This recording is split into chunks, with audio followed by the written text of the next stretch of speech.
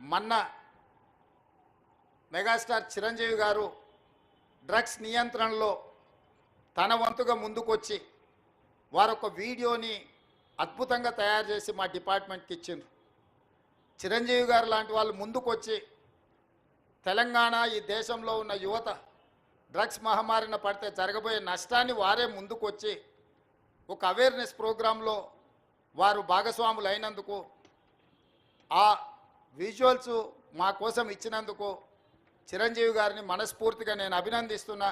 Cinema ఇండస్ట్రీలో ఉండే ప్రముఖులకు కూడా నా సూచన, మీ కొత్త సినిమాలు రిలీజ్ అయినప్పుడు టికెట్ ధరలు పెంచుకోవడానికి జీవోల కోసం ప్రభుత్వాల దగ్గరకు వస్తున్నారు, కానీ సామాజిక సమస్య అయిన సైబర్ క్రైమ్ డ్రగ్స్ నియంత్రణలో మీరు మీ సామాజిక బాధ్యతను నెరవేర్చడం లేదు అని మా ప్రభుత్వం భావిస్తుంది.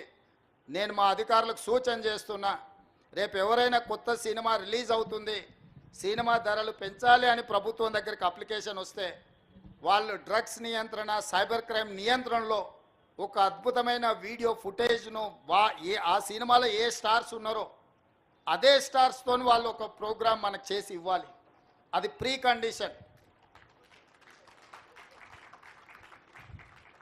నేను స్పష్టంగా మా అధికారులకు ఆదేశిస్తున్నాను, ఎంత పెద్దవాళ్ళు ఎవరొచ్చి మనల్ని రిక్వెస్ట్ చేసినా వాళ్ళు సైబర్ క్రైమ్కు సంబంధించి డ్రగ్స్ నియంత్రణకు సంబంధించి ఆ సినిమాలో నటించిన తారాగణం, ఆ సినిమా ప్రొడ్యూసర్స్ 1.5-2 minutes నిడివిగల ఈ సమాజాన్ని పట్టి పీడిస్తున్న వీటికి వ్యతిరేకంగా వాళ్ళు మనకు వీడియో విజువల్స్ తీసుకొచ్చి ఇస్తేనే వాళ్ళకి ఏమైనా వెసులుబాటు సౌలభ్యాలు ఇవ్వాలి.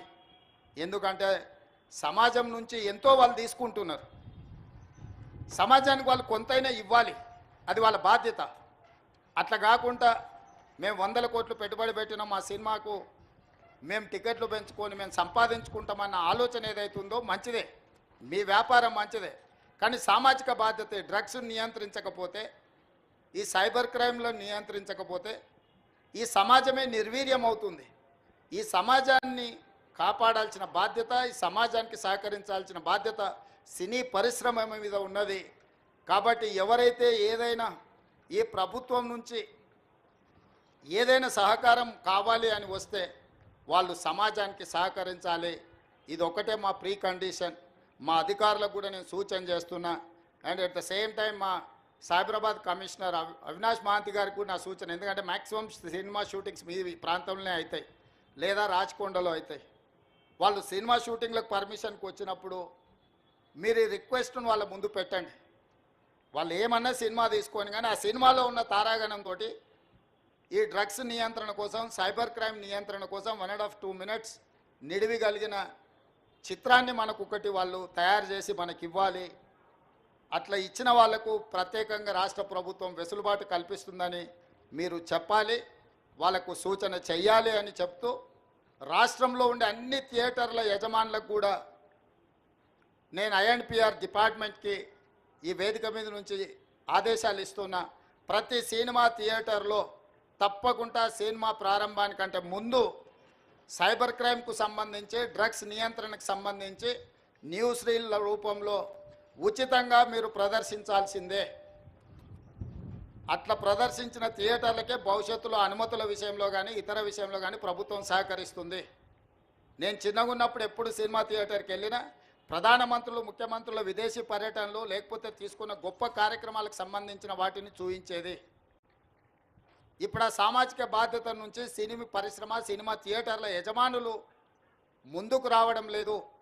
వాళ్ళందరితో కూడా మీరు ఒక సమావేశాన్ని ఏర్పాటు చేసి INPR department, police department, fire safety department మీరు అందరు కలిసి థియేటర్ల యజమానులను, సినీ పరిశ్రమకు సంబంధించిన ప్రముఖులను పిలిపించి ఒక ప్రోగ్రాం ఏర్పాటు చేసి వాళ్ళతో చర్చించి మన ప్రభుత్వం యొక్క ప్రతిపాదనను వాళ్ళకి వివరించి తర్వాత వాళ్ళతో నాకు ఒక సమావేశాన్ని ఏర్పాటు చేయండి.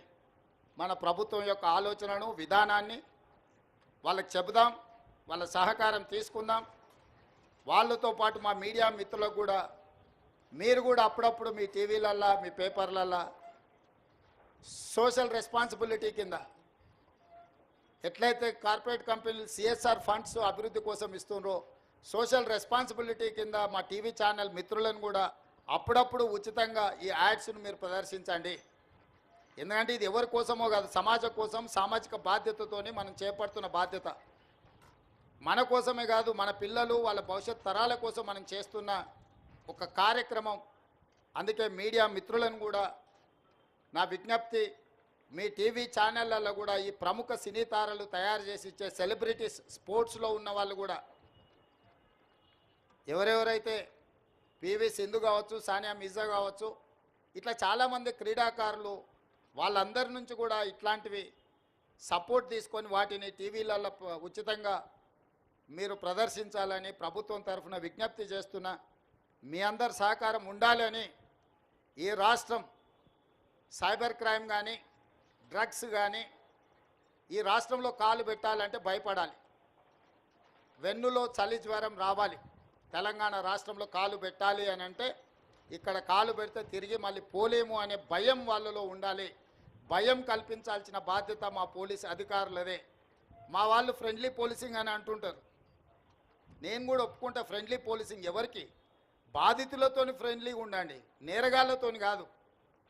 ఫ్రెండ్లీ పోలీసింగ్ అనేది బాధితులు బాధతో పోలీస్ స్టేషన్కు ఫిర్యాదు చేసుకోవడానికి వచ్చినప్పుడు వాళ్లకు కొంత నమ్మకం కలిగించి వాళ్ళు ఏ సమస్య మీద వచ్చిందో కూర్చోబెట్టి మాట్లాడి, బాధితులతో మాత్రమే ఫ్రెండ్లీ పోలీసింగ్ ఉండాలి.